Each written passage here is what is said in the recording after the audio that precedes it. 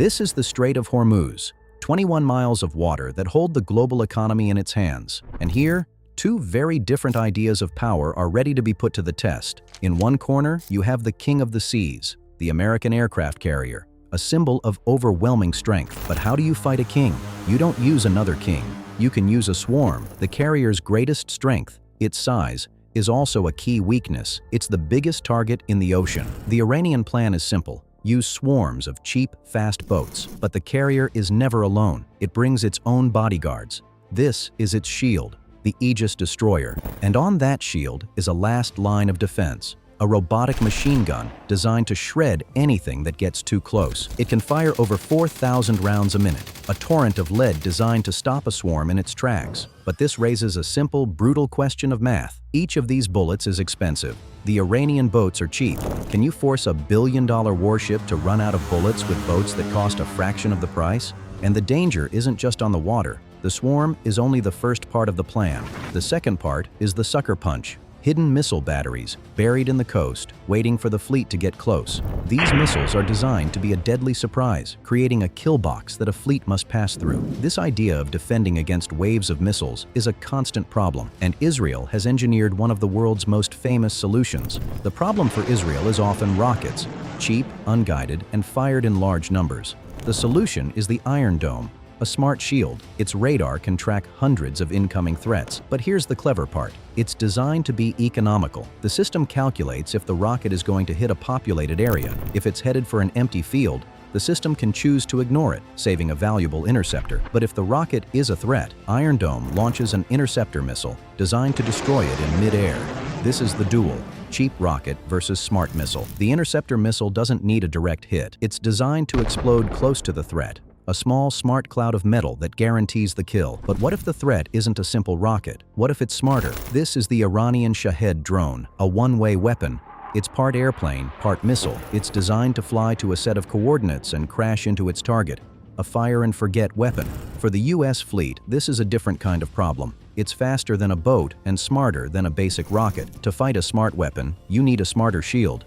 The Aegis system sees the drone long before the drone sees the ship. The answer is a long-range interceptor, a missile designed to kill aircraft, launched from the destroyer's vertical silos. This is a direct counter, a multi-million-dollar missile to take out a drone that might cost the same as a small car. Again, it's a battle of economics, a winning strategy, but one that could drain a ship's limited missile supply. So, the next question becomes, can you defeat the drone without firing a single shot? This is where the invisible battle begins. Electronic warfare. Instead of shooting the drone down, you can blind it. Powerful jamming signals can block the GPS signal the drone relies on. For the drone, it's like flying in a blizzard with no map. It's lost, with no way to find its target. A silent electronic kill, the perfect economical defense. But every defense creates a new weapon. The duel continues. The next generation of drones may be designed to counter jamming. Instead of GPS, it could use a camera, visually searching for the shape of a ship against the horizon. You can't jam what it can see. Each move and counter-move makes the battlefield more complex, a deadly game of chess on the open water. But the Americans aren't the only ones playing this game. The Israeli Navy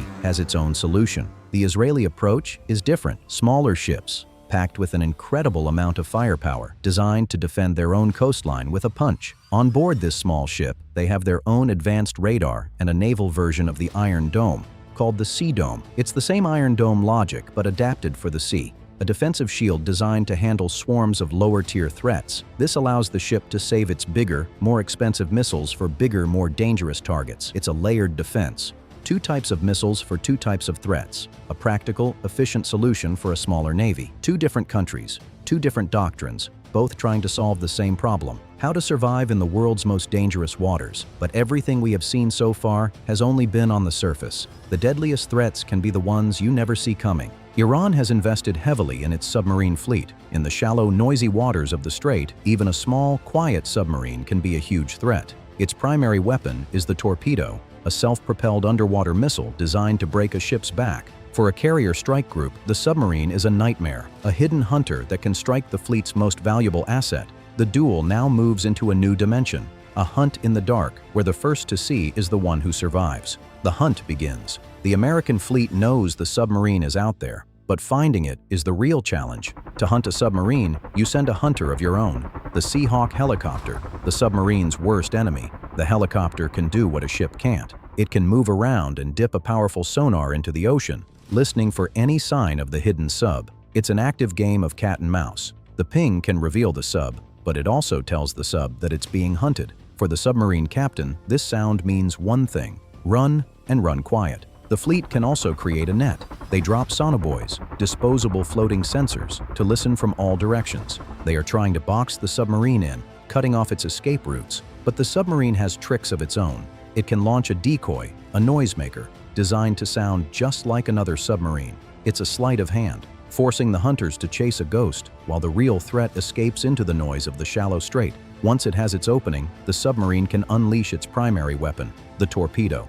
Unlike a missile that flies through the air, a torpedo is an underwater predator, silent and relentless. But the fleet can hear the torpedo coming, and they have a weapon designed specifically for this moment. This is not a normal missile, it's a delivery service, a rocket designed to carry a deadly package. At the last second, the rocket releases its own torpedo, dropping it right on top of the enemy submarine's suspected location. It's torpedo versus torpedo, a high-stakes underwater dogfight, the ultimate expression of anti-submarine warfare. But what if you could make the enemy do the work for you? What if you could turn the choke point itself into a weapon? This is the doctrine of naval mining, using hidden explosive traps to deny access to the enemy. Mines can be simple, contact explosive devices, or they can be sophisticated sensors, designed to activate only for a specific type of ship. The strategy is simple: make passage so dangerous that no one will even try. It's a psychological weapon as much as a physical one. A single mine can halt billions of dollars of trade. It's the ultimate asymmetric weapon, a cheap, hidden threat that can defeat a superpower without a single shot fired. So, how do you fight an invisible wall? You send in the minesweepers, specialized ships designed for the world's most dangerous job. One method is to fool the mines, triggering them at a safe distance. But a more precise way is to hunt them down one by one. This is a mine-hunting drone. Using its own sonar and camera, the drone can find the mine and send its location back to the ship. Then, it can be used to neutralize the threat with surgical precision. A robotic bomb disposal squad for the sea, surface, air, and underwater. The duel is complex, but there is one final and ultimate layer to this conflict: the long-range ballistic missile, a weapon designed not to win a battle at sea, but to threaten cities and military bases hundreds of miles away. This is a strategic weapon. Its purpose is to change the political calculation, to hold high-value assets at risk. Once launched, it travels outside the atmosphere, a silent, unstoppable messenger of destruction.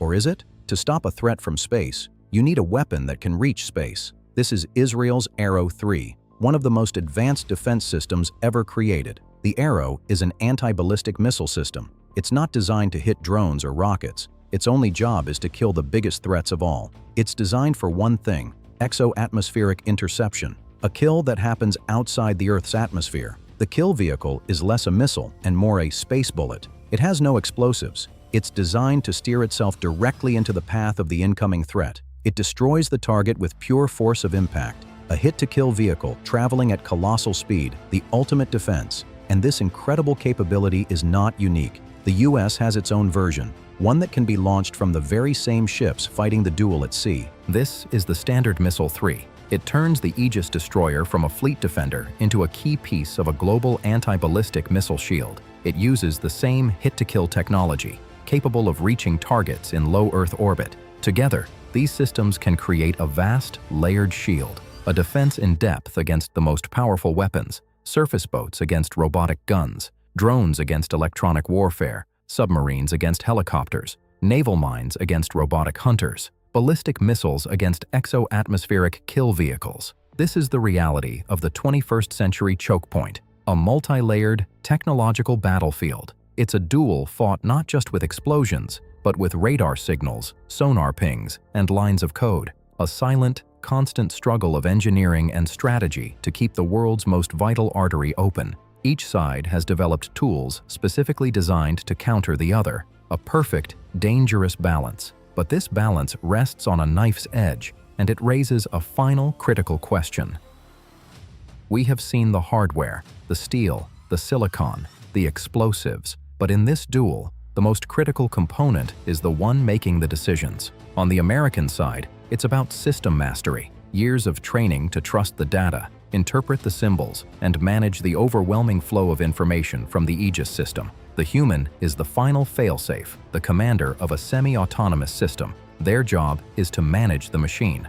On the Iranian side, the doctrine could be different. It's about tactical creativity and exploiting opportunity. It's a doctrine of decentralization, trusting small unit commanders to be unpredictable, to use the terrain, and to know when to strike. One side trusts the system, the other trusts the opportunist. Two different approaches to the psychology of combat, but the human element itself is facing a new challenger: artificial intelligence. Fought in laboratories, in factories, in computer simulations, and in the minds of strategic planners. The prize is control. The risk is chaos. The duel continues.